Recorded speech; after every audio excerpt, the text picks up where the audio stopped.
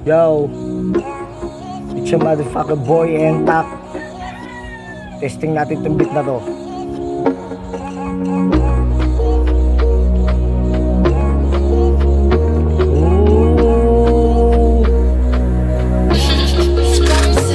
Baka naman maaari mo akong dalhin doon sa mga lugar na masaya. At sana naman kapag umabot tayo doon sa ating pagmalik ay magkasama pa. Sana nga itama ka na hindi pananakit at sakit ang iyong dala.